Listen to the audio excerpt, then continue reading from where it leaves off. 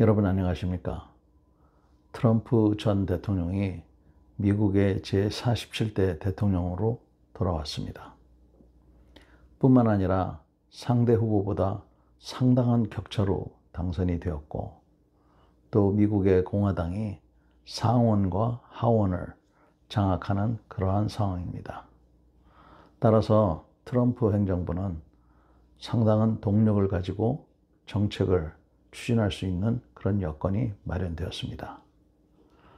트럼프 행정부는 앞으로 세계적인 무대에서 외교, 특히 경제 이런 분야에 있어서 큰 변화를 예고하고 있습니다. 우리뿐만 아니라 전 세계에 있는 나라들이 상당히 분주히 움직이고 있습니다.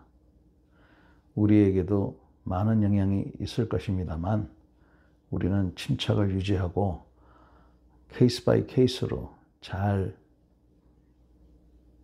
대비하는 것이, 대응하는 것이 중요하다고 생각합니다. 안보 분야에서는 남북 관계, 특히 북미 관계가 어떻게 전개될지 여러 가지 예측이 되고는 있습니다만 좀 더 구체적으로 우리가 잘 지켜봐야 될 것입니다. 한 가지 분명한 것은 트럼프 대통령이 이번에 압도적으로 당선된 것은 북미 관계 때문에 된 것은 아닙니다. 주로 미국 내에 내부적인 그러한 이슈들이 쌓여서 된 것이죠. 방위비 분담금의 재협상도 가능성 있는 얘기라고 봅니다.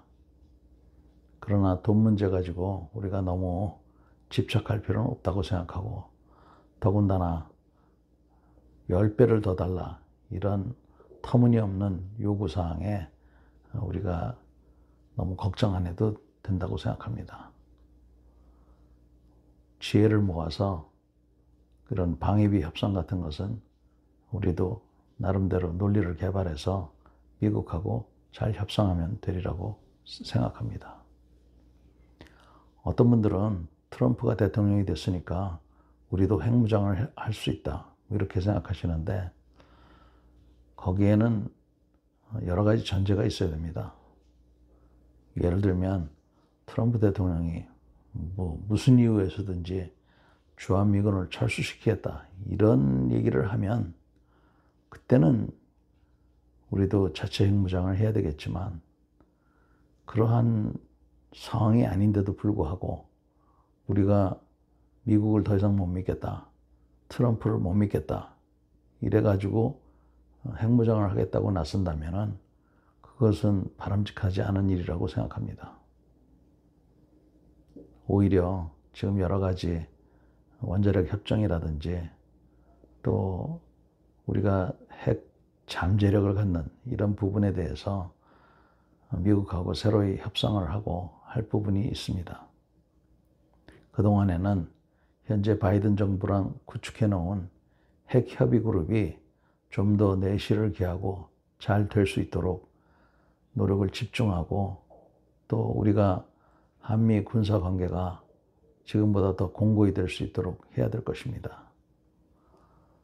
특히 한미일 이 삼각관계, 여기도 변함없이 잘 될 수 있도록 우리가 좀 더 많은 신경을 써야 될 겁니다.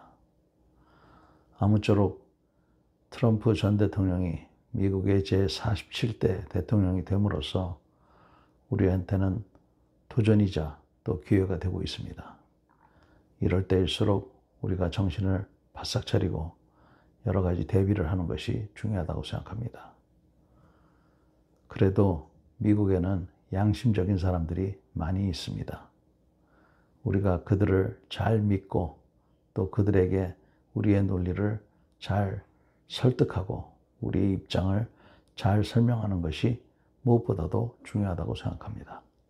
오늘도 경청해 주셔서 감사합니다.